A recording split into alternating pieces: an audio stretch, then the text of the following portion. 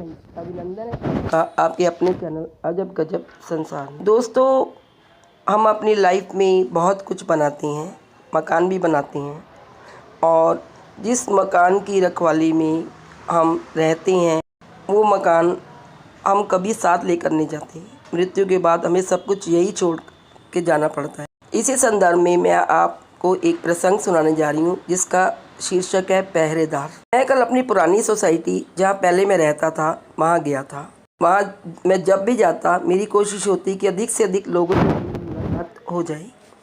जब अपनी पुरानी सोसाइटी में पहुंचकर गार्ड से बात कर रहा था कि तभी मोटरसाइकिल पर एक आदमी आया और उसने मुझे झुककर प्रणाम किया। भैया प्रणाम। मैंने पहचानने की कोशिश की परंतु बहुत जाना पहचाना तो लग रहा था, नाम याद नहीं आ रहा था। उसी ने बताया, भैया पहचाने नहीं, हम बाबू हैं, बाबू उधर वाली आंटी जी के घर में काम करते थे। मैंने पहचान लिया, अरे ये तो बाबू है, सी ब्लॉक वाली आंटी का नौकर। अरे बाबू तुम तो बहुत तंदुरुस्त हो गए हो, आंटी कैसी हैं? बाबू हंस पड़ा और उसने कहा, आंटी तो गई। कहाँ चली गई? उनका बेटा विदेश में था, वहाँ चली गई होगी क्या? ठीक ही किया उन्होंने, यहाँ अकेले रहने का क्या मतलब था? अब बाबू थोड़ा गंभीर हुआ। उसने हंसना रोक कर कहा, भैया आंटी जी भगवान जी के पास चली गई। भगवान जी के पास? ओहो, कब हुआ ये? बाबू ने धीरे से कहा, 2 महीने हो गए। क्या हुआ था आंटी को? कुछ नहीं, बुढ़ापा ही बीमारी थी उनका। उनका बेटा भी बहुत दिनों से नहीं आया था, उसे याद करती रहती थी, पर अपना घर छोड़कर वहाँ नहीं गई। कहती थी कि यहाँ से चली जाऊँगी तो कोई मकान पर कब्जा कर लेगा। बहुत मेहनत से मकान बना है। हाँ वो तो पता ही है, तुमने खूब सेवा की। अब तो वो चली गई, अब तुम क्या करोगे? अब बाबू फिर हंसने लगा।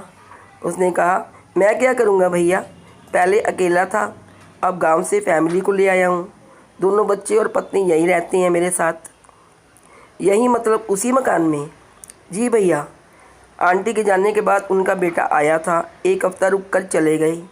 मुझसे कह गए हैं कि घर देखते रहना। 4 कमरे का इतना बड़ा फ्लैट है, मैं अकेला कैसे दिखता? भैया ने कहा कि तुम यहीं रहकर घर की देखभाल करते रहो। वो वहाँ से पैसे भी भेजने लगे हैं, और सबसे बड़ी बात यह है कि मेरे बच्चों को यहीं स्कूल में एडमिशन मिल गया है।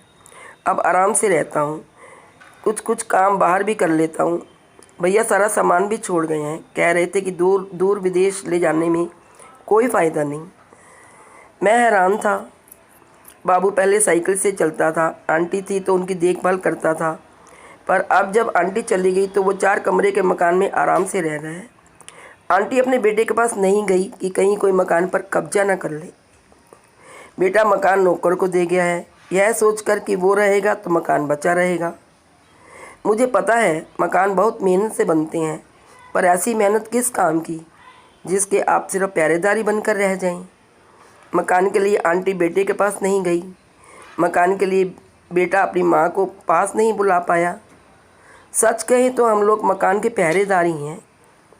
जिसने मकान बनाया वो अब दुनिया में ही नहीं है, जो है उसके बारे में तो बाबू भी जानता है कि वो अब यहाँ कभी नहीं आएंगी।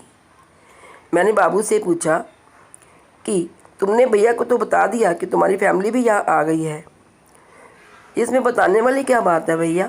वो अब कौन यहाँ आने वाले हैं, और मैं अकेला यहाँ क्या करता? जब आएंगे तो देखा जाएगा, पर जब माँ थी तो आए नहीं, उनके बाद भला क्या आना? मकान की चिंता है तो वो मैं तो कहीं लेकर जा नहीं रहा, मैं तो देखभाल ही कर रहा हूँ। बाबू फिर हंसा। बाबू से मैंने हाथ मिलाया। मैं समझ गया था कि बाबू अब नौकर नहीं रहा, वो मकान मालिक हो गया है। हंसते हंसते मैंने बाबू से कहा, भाई जिसने ये बात कही है कि मूर्ख आदमी मकान बनवाता है, बुद्धिमान आदमी उसमें रहता है, उसे ज़िंदगी का कितना गहरा तजुर्बा रहा होगा। बाबू ने धीरे से कहा, साहब सब किस्मत की बातें हैं। मैं वहाँ से चल पड़ा था यह सोचते हुए कि सचमुच सब किस्मत की ही बात है। लौटते हुए मेरे कानों में बाबू की हंसी गूंज रही थी। मैं मकान लेकर कहीं जाऊंगा थोड़े ही, मैं तो देखभाल ही कर रहा हूँ। मैं सोच रहा था मकान लेकर कौन जाता है, सब देखभाल ही तो करते हैं। आज यह किस्सा पढ़कर लगा कि हम सभी क्या कर रहे हैं। ज़िंदगी के 4 दिन हैं, मिलजुल कर हंसते हंसाते गुजार लें। क्या पता कब बुलावा आ जाए, क्योंकि इस धरती पर जो है वह इस धरा पर यहीं पर सब धरा का धरा रह जाएगा। एक बार अवश्य चिंतन करें। आज इस वीडियो में इतना ही। यदि आपको मेरी वीडियो अच्छी लगे तो please like, share and subscribe. Thank you.